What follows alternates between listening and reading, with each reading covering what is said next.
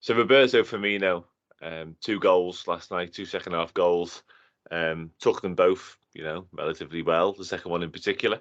Um, so Cy Steers on Twitter said that he's seen Bobby Firmino written off so many times. He's only 30 years old, and he never relied on pace. It's always about it's always been about intelligence and technique. He can be a fantastic squad option for LFC in the next 3 to 4 years. He can be streaky, but when he's on it, he's a genius, which I think is a pretty fair assessment. We spoke about Firmino quite a lot before on the pod, and in particular, what his squad role is going to be. So, first, do you agree with that sentiment that he has got many years at the club left in him? And obviously, secondly, just your thoughts on his performance last night. Yeah, I think he could be an integral part in this last 7 games in the Premier League. I think he can be massive towards the end of the season. I said it a couple of weeks ago. Um, he is still a massive football player for this Liverpool team. He would Mm, be for any team. He has got that much quality. I think the only reason people are looking at him in the light of what they've been doing this season is because he's been the most unreliable that he's been throughout his entire career at yeah, Liverpool.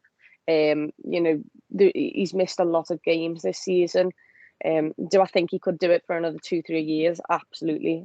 He's so good with his back to goal, his hold up play, bringing people into the game. Um, he's never relied on pace. No, he doesn't have it. But you rely on your body to keep up with you. And this season, it's sadly not been the best, and it's only going to get more intense because it feels like if you want to win anything in the next however many years, you're going to have to beat Manchester City. You're going to have to go toe to toe with them. I still think he can do it, and I, keep him for another 2 years. But if he's surely going to know that he's not always going to be number one.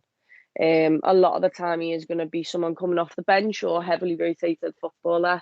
And it's quite mad saying that because he is the someone who literally, when you watch him at times, makes your jaw drop in astonishment with what he can do with the football.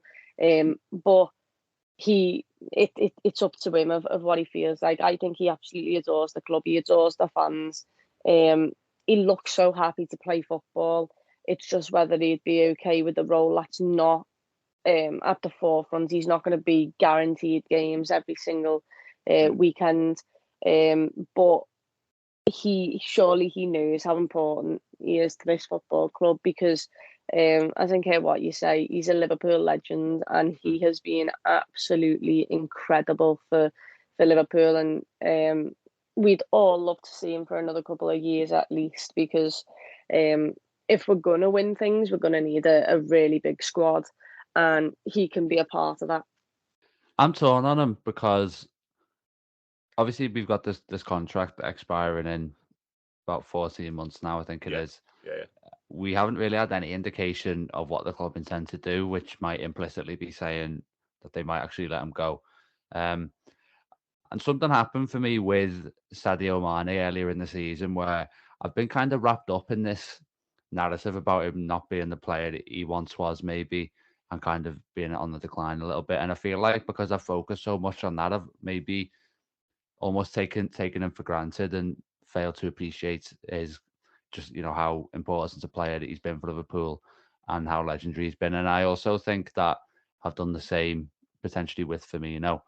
Um, and with Mane, I've been trying to appreciate him a lot more and enjoy him a lot more while he is still here. And I think I should probably be doing the same with Firmino, to be honest, because sometimes you do have to kind of just take a step back rather than focus on the immediate. And um, I think the decline narrative that a lot of people have spoken about and that I've spoken about as well.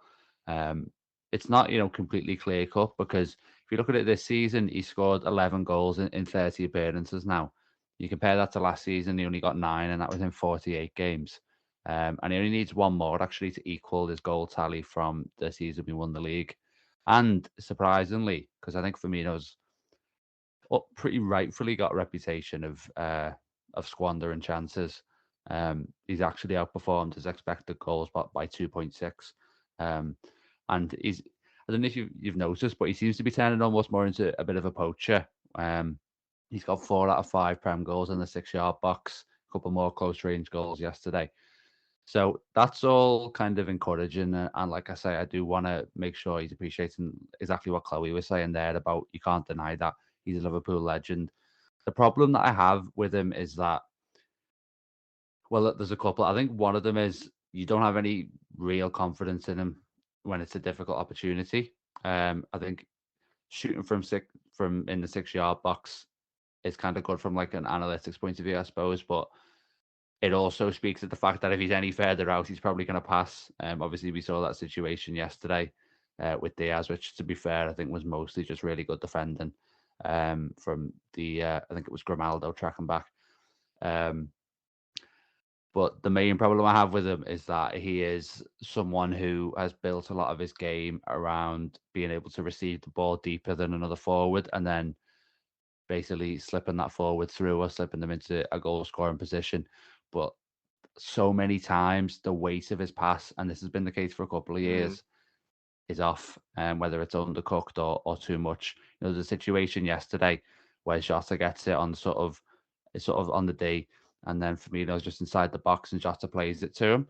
And Firmino, to his credit, you know, the 1-2 is a really clever option, and that's what he tries to do. But he just overcooks the pass by a couple of yards, and then the goalkeeper comes out. I think Jota ends up kicking him in the head or something like that, and we get a corner out of it. But you just think if the pass is precise, then Jota actually potentially scores, and that's the kind of thing that happens. And I think when it is someone who relies so much on the work he does in terms of connecting, I think that is the thing that grates me, and that's the mark against his name for me, is that in terms of that false 9 role, I can accept not scoring huge amounts, and you know, this season I probably get close to, you might get close to 15 goals a season, which is perfectly fine. But the other aspects of his role, I don't feel he's as sharp in as he has been in the past, and that's the concern for me. And that's why I'm kind of skeptical a little bit about how much longer he can be kind of really useful. But like I say, I am torn on it. Like it's not clear cut, and there have been signs of encouragement this season as well. Yeah, it's definitely a difficult one. I think it all boils down to, like you said earlier on, his contract situation. You know, were he in contract for another 2 or 3 years, I don't think many people will be calling to sell him this summer or even next summer. But because he is out of contract, there's a real dilemma there, and there is a conversation to be had. For me, I'm a huge Bobby advocate, always have been, always will be. And I agree with everything Si said on Twitter in terms of he's never really relied on pace. So the fact he might lose a yard doesn't necessarily matter. Hopefully, the yard he loses in pace, he can almost gain in extra intelligence.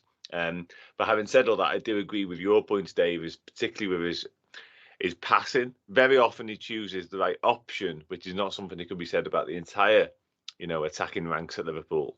But too often he doesn't execute it properly, and I think we've seen a couple of them yesterday, and it's probably grown more evident this season. But still, for me, I think, you know, he's a high quality operator, and what we could see from him potentially, we've seen it once or twice, is when we've gone with that front four, and he's been a part of that. And I still believe he has the capabilities to, you know, he essentially plays in a 10 role quite a lot anyway when he drops deep.